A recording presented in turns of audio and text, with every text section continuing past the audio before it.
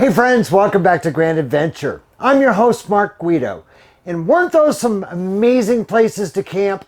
In this episode, we're going to share the methods that we use to find incredibly scenic boondocking spots for some amazing free camping. So stay tuned.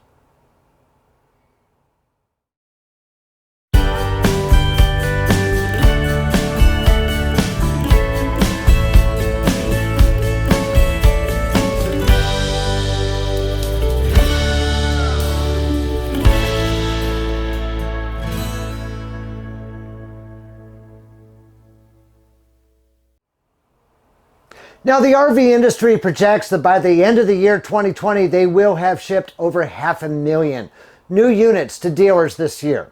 They also estimate that over 9 million U.S. households have an RV. Now, most of those 500,000 new units have been snatched up by first-time RV buyers in 2020 as they look for a safe way to travel during the coronavirus pandemic. That means we can expect a 5% increase in people out there competing with you trying to find a place to camp. Now, our camping preference is for boondocking. And while it's already difficult to get a reservation for an RV spot in a park or a campground, we're finding that in popular areas, it's also getting kind of tough to find a boondocking spot too. Now, we first tackled the subject of how to find great boondocking spots way back in Grand Adventure episode 6, right around the inception of Grand Adventure back in 2017. But a lot of things have changed since then, and some great new tools have since been released. So we wanted to up this information for our Grand Adventurers. Now, one method for finding great boondocking spots has long been to consult online directories like campendium.com and thedirt.com. However, with the popularity of RVing and the popularity of those online directories, we're now finding that a lot of those spots listed in the directories are full when we arrive. We've actually had to resort to arriving on Sunday afternoons or even Mondays if in popular areas if we're even going to have a chance of finding a spot. And we always have to keep a plan B, C, and sometimes even a plan D in our back pocket just in case.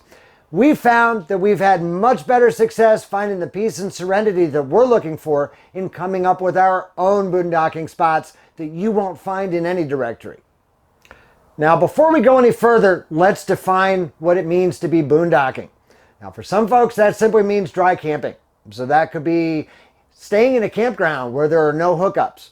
Might even mean asphalt docking at their local Wally World. But as pleasant as those experiences can be, that doesn't define boondocking for us. As far as we're concerned, boondocking means dispersed camping outside of an established campground on U.S. public lands. These are some of the most beautiful, some of the most serene camping experiences out of sight and out of earshot of any neighbors. This is the purest form of RV camping available.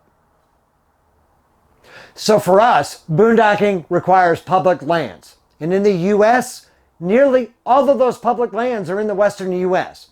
Take a look at this map for a moment. Take a look at all the pretty colors. You'll notice that once you get east of the Rockies, there's really not a lot of color. There's not much public land. So very few dispersed camping opportunities exist in the central and eastern parts of the U.S. There are exceptions, of course, but that's pretty much the rule. Now, there are various agencies that manage public lands in the U.S. On the federal side, you have the Bureau of Land Management, or BLM. You have the U.S. Forest Service. You have U.S. Fish and Wildlife. You have the U.S. Army Corps of Engineers, and others.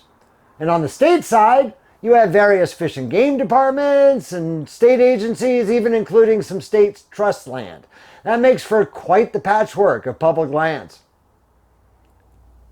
So the first step in finding a great boondocking site is to identify the manager of the public land that you want to camp on.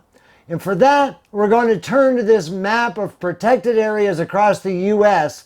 that we showed you earlier from the U.S. Geological Survey. Let's say, for example, that we want to camp near Boulder, Utah. So we'll zoom right into there. The white areas on this map are private land, so those can't be considered for camping. However, we're lucky. There are lots of pretty colors surrounding Boulder, which means lots of public land for camping. If we look at the map's legend, we will see that the medium color green that we're seeing on this map is U.S. Forest Service, while the darker green denotes National Park Service for the land it manages inside Capitol Reef National Park. The yellowish tan color is BLM land, while these odd occasional squares of fuchsia-like color are state lands that we'll look at more closely in a moment. Finally, this medium purple colored area down here right outside of the town of Escalante, that's a state park. We'll link to this website as well as all the other resources that we discuss in this video in the video description down below. Realize that if you're watching this episode on a television, YouTube doesn't currently provide the video description on its smart TV apps. So you'll have to pull up this video on a PC or a mobile device to be able to access the video description. Typically, state parks and national parks both prohibit dispersed camping. So for this exercise, we'll focus on U.S. Forest Service, BLM lands, and state lands. Now, we want to learn more about these state lands, so we'll click on one of these fuchsia squares. You'll see that this opens more information about the land manager. In this case, it's managed by the Utah State School and Institutional Trust Lands Administration. And those lands are typically available for dispersed camping unless expressly prohibited. Now we can zoom in. Let's close this little window, this little informational window. We will zoom in, and then we lose the overlay if we zoom in too far. So let's go over here, and we're going to turn off the layer so we can just see the topographic map. And we can see that in this case, there are no roads leading into the square of Utah School Trust land. So as far as camping is concerned, we've kind of reached a dead end. So it's time to go back to the drawing board. So because we're starting all over again, let's go back over here above the legend and click to once again reload the land use overlay and zoom back out to where we can actually see the different land managers and the different colors overlaid on this map. Now, if we're going to consider any of this green Forest Service land, we need to consult a Forest Service Motor Vehicle Use Map, or MVUM, to see along which roads it's legal to boondock and what special restrictions apply. Now, clicking anywhere on this broad swath of green once again brings up land manager information. You'll note that it confirms the owner's name as Forest Service, and down here under the unit name it specifies the specific forest, Dixie National Forest. So now it's time to consult another website, and again, we'll link to this next resource also in the video description. This is a U.S. Forest Service list of links to motor vehicle use maps by state. Now, we've already confirmed that the forest in question is Dixie National Forest. So down here, if we scroll down under Utah, we see Dixie National Forest. Click on that. This opens up a subpage, and we're going to go down and see maps available for free. And scroll down again. We'll eventually get there. Sure enough, there we go. There's firewood, motor vehicle use maps. Voila. All right, now, we know that we're looking right outside Escalante, so we're going to choose the Escalante Ranger District. We'll click to download the map, and it's going to open up the map as a PDF. Now, you'll notice that there's not a lot of detail on these maps. They're very basic maps containing only the bare minimum of information. Now, each national forest has different rules, so we're first going to come over here and look at the map legend. You can see that we've gotten really lucky. Dispersed camping is permitted within 150 feet of the center line of any road within the entire national forest and permitted all year long. Now, that's not normally the case. Now, for just a moment, I'm pulling up a motor vehicle use map for another national forest to illustrate what you'll more commonly see. If we look here at the legend, you'll see that roads that are legal for dispersed camping have little dots alongside the road, shown here in the legend, along the side of the road upon which boondocking is allowed. Now, as always, check the allowable distance from the road center line for that particular forest. And also make note of which side of the road that camping is permitted on, because it's usually both sides, but not always. And you want to make sure that you're camping on a legal side of the road. Now, let's go over here in the map. Let's scroll over a little bit, and I'll show you an example of what this looks like here. We're going to zoom in on this road just west of Strawberry Reservoir. And you can see how there are those little dots lining alongside Forest Road 150. Now, there, dispersed camping is legal on both sides of the road, as denoted by those dots. The fact that the road is shaded indicates a seasonal road. Now, let's return to our example back in Dixie National Forest. We also want to take note of what type of traffic is permitted on these forest roads, for that gives us a really good indication of just how accessible that road is likely to be for most RVs. The best roads are typically designated open to highway legal vehicles, which is designated on this map by two parallel black lines and a white center, as you see right here on the legend. Now, when you start getting into roads or trails accessible to all vehicles, not just highway vehicles, now that starts including ATVs. And sometimes those roads are not the best for travel in an RV. But more on that in the moment. It's not always the case. It's just a rule of thumb. So let's scroll right back to our preferred area surrounding Boulder. Head on over here. Should be seeing Boulder in a moment. There it is. There's the town of Boulder. And you can see that we have forest roads 153 and 1431 just outside of town. Now, we could go back to using the protected lands viewer for this next step, but we'll get far better resolution by using Google Maps instead. Now, here we've located those same forest roads 153 and 1431 on Google Maps right outside of the town of Boulder. Now, we're going to click here once again down here where it says satellite to switch to satellite view. And we're going to zoom in again on those same roads. There they are right there. Now, you can see the 1431, which is the one that runs north and south, ends up on that Boulder landing strip. It seems to dead end there. It's probably not the most peaceful place to camp, sandwiched between this airstrip and Utah Route 12. I kind of doubt that airstrip sees much activity, however. And now what we're going to do is see if we can find a good campsite using satellite view. I'm going to zoom in even further. And we can see that this is actually looks like a fairly heavily traveled dirt road. It almost looks like there is a berm along either side, a small berm, which indicates that it's probably well maintained and likely to be graded, which will make it easier with an RV. Now take a look at this little section right up here, right in amongst these juniper trees. You can see that this area is well worn.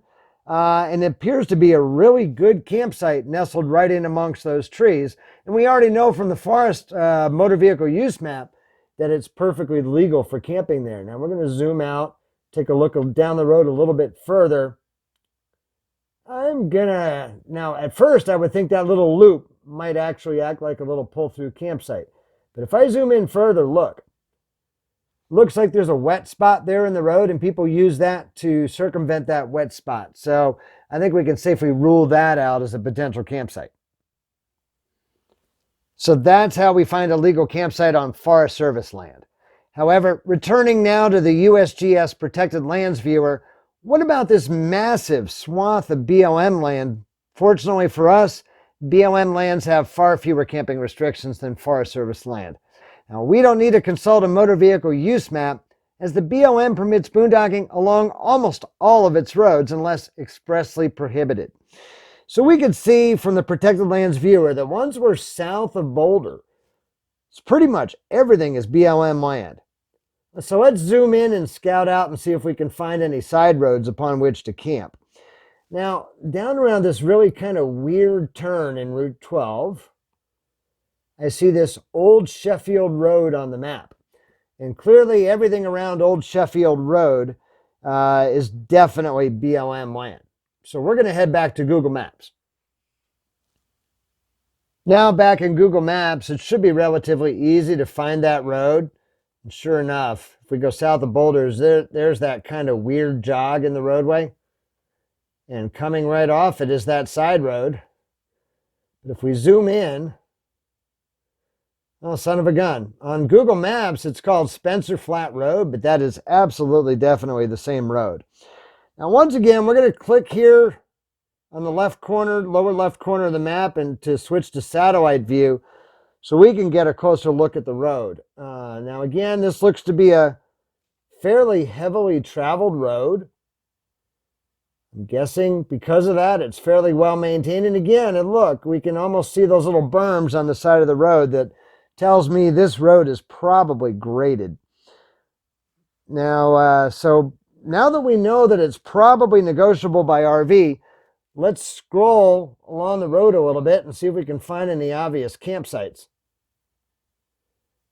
Scroll up, there's a little side road that goes off to the east. It's kind of short, and it ends in what appears to be some rock cliff areas there. But at the dead end of the road, we're seeing that same sort of pattern in the dirt. See how it almost looks like a little parking area? It's clear, it's pretty obvious to me that that's been used as a campsite. Now, sometimes when you're wandering around Google Maps in satellite view, you'll even see an RV sitting in a spot like this right on your screen. So that only confirms your assumptions that it makes a good campsite.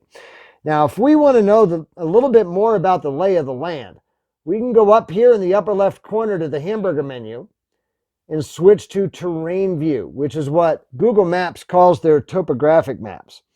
Now, we sometimes have to zoom out a bit to be able to see the contour lines, which we'll do right here. I'm going to have to zoom a little more. And zoom a little more. And now we're starting to be able to see terrain features. There we go. There are the contour lines. Now, you can see that the area we've identified for camping, it appears to be relatively flat. And it does, in fact, reside right along the top of an edge of what appears to be some small cliffs, although they don't look horrifically steep. And that's how we found this absolutely stunning campsite for our episode 104 from Grand Staircase Escalante National Monument.